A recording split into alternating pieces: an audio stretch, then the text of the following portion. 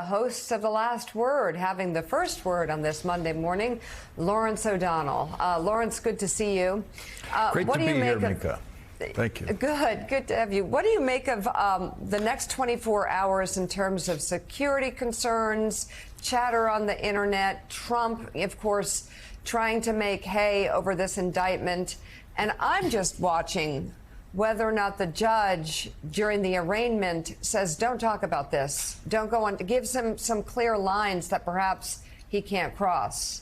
Well, now that he's a criminal defendant and there is a judge supervising his case, this is the very first time in his life where his speech can be controlled in some way. Mm-hmm. It's going to be interesting to see when and if the judge takes that step to gag Donald Trump in some way. I mean, you could begin with defendant Trump absolutely no comments at all, none, about the district attorney. You don't even have to say no threatening comments, just you are not allowed to make a public comment about the district attorney. You can talk about your case, you can do, but you can't mention this person or something to that effect, and start gradually with the way you try to contain his speech, because we all saw the baseball bat, Donald Trump with the baseball bat aimed at Alvin Bragg. How do you stop that? That's a very important question. As to the security issue, I would just ask everyone who is concerned about this, and I am not among them. I am not even slightly concerned about the security issues in Manhattan for this trial, because the 1,000 most insane of Donald Trump's violent criminal followers are either in prison now or facing charges for the last time they rose up to try to preserve his presidency. Very few of them were from New York City. He got 11% of the vote in Manhattan. It's not a place where they're going to surge to the steps of the courthouse for Donald Trump. There's also tolls, to get your pickup truck into Manhattan. So there's a bunch of hurdles here that I think will minimize any possibility of any Trump protest there. And let's not forget, he specifically called for it already. He said Tuesday he gave them a day when they needed to be there. And of course, Jordan Klepper from The Daily Show went right down there to interview the Trump protesters on that Tuesday that Donald Trump demanded that they show up. And he found exactly one. That's how many protesters Donald Trump managed to turn out on the day that he demanded that they turn out. And so all the indications are the 35,000 police officers in the NYPD will have absolutely no struggle handling that. And just for perspective for the audience, the NYPD has more police officers on duty at 12 noon of any day of the year than the entirety of the police forces and military forces that responded to the attack on the Capitol on January 6th. I mean, that responded, not the ones who were there at the beginning, but the total that showed up to handle it is smaller than the total number of NYPD officers on patrol at 12 noon on any given day. Yeah, good luck to anybody trying to push around the NYPD. Mika, by the way, we just do need to clarify. Okay. You had no problem getting, and you never have any problem getting your pickup truck in and out of New York City. Well, it's really, the tolls are terrible, though. The tolls are terrible. $12, but yeah, you. Yeah, my pickup's good. She's like, it's got 2 tanks, so if I run out of gas, I can just switch over to the second tank. She's like McLeod going into New York City, big cowboy hat, plastic seats, and a gun rack. So let's talk about. We're not going to talk about Mika's pickup anymore, or her gun rack. Let's talk instead, though, about how it does seem, Lawrence, that the pace is quickening. What we heard through the years and what we've said on this show is it does seem, if you look back over his 40-year public career, Donald Trump has always been a man who's above the law. The law does not apply to Donald Trump the way it applies to everybody else.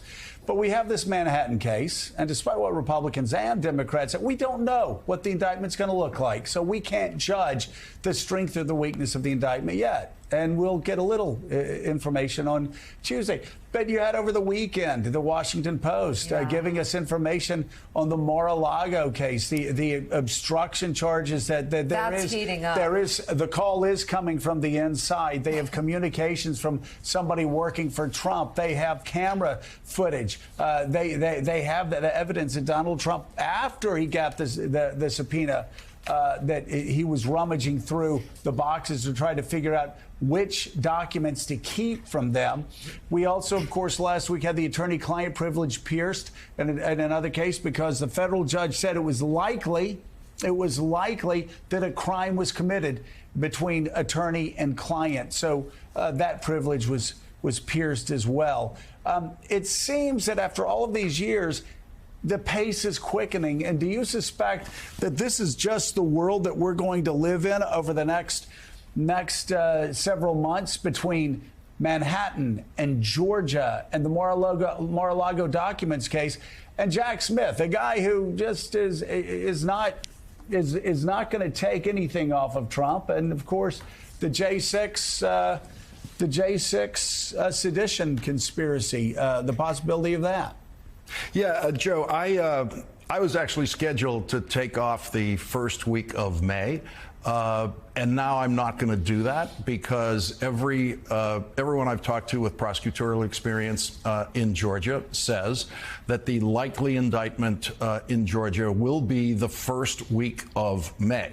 So I'll be here. I might even make it here on Monday morning of the first week of May for what could be the second Trump indictment week. It's very, very likely to happen there. It's a matter of speedy trial laws in Georgia, Joe, interacting with grand jury schedules, and so that's why the pros are aiming at the first week of May. So we're going to get used to this, and you got to remember that Teflon Don, which was the name that John Gotti got. He was the mafia Don who was Teflon. They couldn't prosecute him. The way he earned the name Teflon Don in the New York Post and the Daily News was he was actually found not guilty 3 times in a row in 3 criminal trials. And then, of course, Teflon Don spent the rest of his life in prison when he was eventually convicted and died in prison.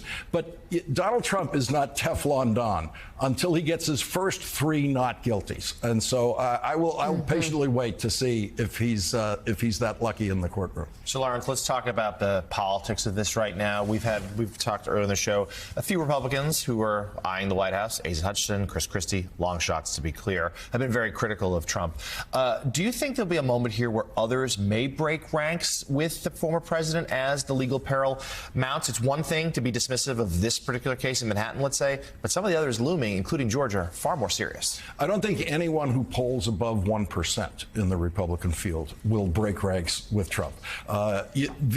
They are just staring at the polls. They're staring at the Trump voter polls.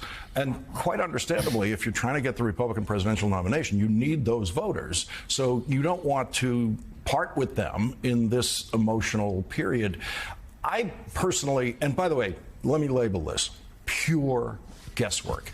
In the past, in the pre-Trump era, we could come on shows like this and discuss political expectations based on something we'd seen before. It's like meteorology. Like, the reason we know this hurricane is likely to do this is that's what 99% of them do when they hit that spot, right?